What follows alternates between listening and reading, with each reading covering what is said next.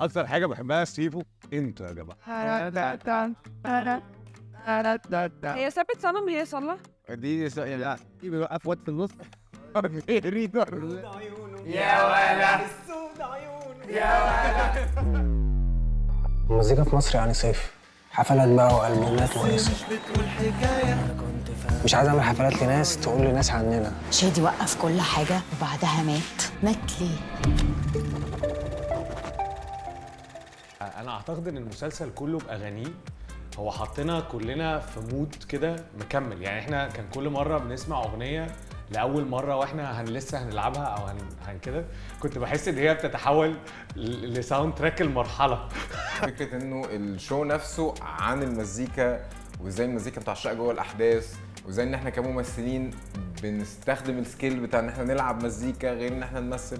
فحاسس ان ده نادر قوي لما يكون موجود في عمل. انا نجم بس ما فيش سما. فاكرين لما كنا على ستيج وسابوا لنا الالات نلعب احنا بقى براحتنا؟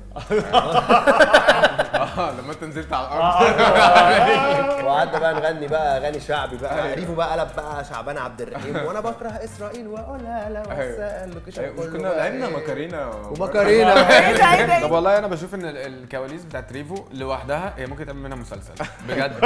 لان هو عالم تاني، عالم موازي، عالم اخر. الماتيريال اللي في عندنا حوالي 16 جروب لريفو. ده معلومه مهمه. ريفو اوريجينال، فركش ريفو ميوزك، ريفو 1 ريفو باند. احنا ممكن نستغل الانترفيو ده ان احنا نقول ان احنا ما اتخطبناش يا جماعه، ده كان في المسلسل وانا عارفه ان احنا كنا حقيقيين. ايوه مبروك يا ساره. والله العظيم انا يعني خالتي بتكلمني فسري بانك قاعدين جنب بعض في انترفيو. يا ابني ايه كان اصعب حاجه في التحضير للشخصيه قبل التصوير؟ انا عن نفسي بالنسبه لي كان موضوع السن، فاللي هو كنت بعمل ادم السلكاوي اكبر مني مثلا بتاع 15 سنه ولا حاجه، وداخل اصور مشاهد صعبه قوي.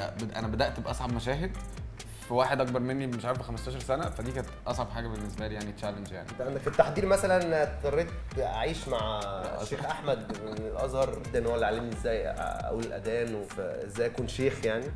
وفي نفس الوقت برضو ما كنتش محتاج اقعد قوي مع حد آلاتي لان انا عشت انا كان في عندي لقطه ريسيرش بقى ايه البندات اللي كانت موجوده في التسعينات وهم دلوقتي عاملين ازاي بقى. فلاقي مثلا حد بقى مدير مستشفى وعنده استوديو جنب المستشفى صغير قوي بيروح يلعب فيه مزيكا لوحده، ووراني بقى الصور القديمه بتاعتهم هم كباند. واعتقد انه ده اللي خلى ريفو لحد دلوقتي بيكونكت مع ناس، لان في ناس كتيره قوي كانوا في بندات او حتى محاولات بس كلهم دلوقتي كل واحد اللي بيشتغل محاسب، اللي بيشتغل في بنك، اللي بيشتغل في مستشفى. مشهد البسين يا جماعه، انا نطيت في البسين في نوفمبر وكان برد جدا، ونفس ذات اليوم ده كان عندي مشهد البانيو.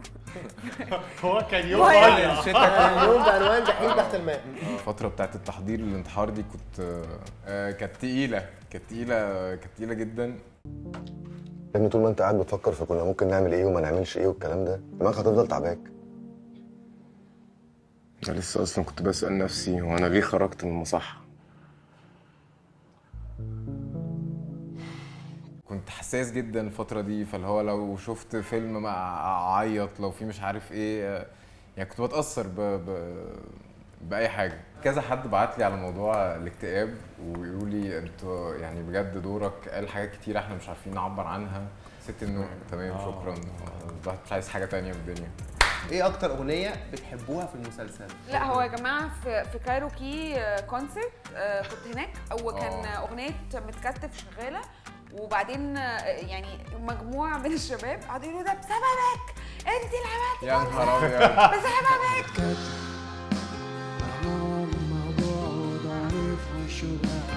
انا بصراحه اكتر اغنيه انا نجم، وبسمعها فعلا كتير وبتعبر عني قوي بقى. انت نجمه بس مفيش سما. عندي جناحات ومفيش هوا. مين اكتر واحد بيحب يقعد لوحده؟ هو تقريبا احنا مفيش حد عرف يقعد لوحده بسبب احنا ما عرفناش بقى بيحب ولا بيكره.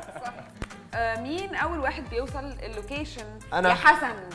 يا حسن انا. مين بيتحرك كتير في اللوكيشن؟ انت ايه اللعبه اللي كنتوا بتلعبوها في فتره التسعينات؟ انا كنت بلعب كراش. اللي هو كان سايبر اللي هو قبل بيبسي مان بيبسي مان فشخ شد الكوبس شد الكوبس وكهربا ماشي ما كناش عيال ولا ايه؟ كان في واحده اسمها الملك. هي ثابت صنم هي صلح. دي يعني طبعا دي بيوقف واد في النص ريدر نضرب على قفاه وهو يحاول يعرف مين. ليله سودة بجد ايه اللي احنا كده. كنا بنعمله ليه؟ ايه اكتر حلويات كنت بتجيبوها من الكشك في فتره لوليتا. الساندوتش الويتش ده. ده جامد فشخ. فين الاعلان؟ ايس كريم في الساندوتش. هو في حد منكم كان بيجيب اللي هو الجيلي كولا ويفتح الازازه قبل ما ياكلها يعني؟ فاكر ولا لا؟ كملوا يا جماعه الجمل الاتيه. السود عيونه يا ولا السود عيونه يا ولا يا لازم كده. لولاكي لولا لولا لولا لولاكي لولا لولا لولا لولاكي ما حبيت ولا ما غنيت. كل البنات بتحبك كل البنات حلوين طبعا يا سيدي يا بختك مين وده وده لا مين لا مين وده وده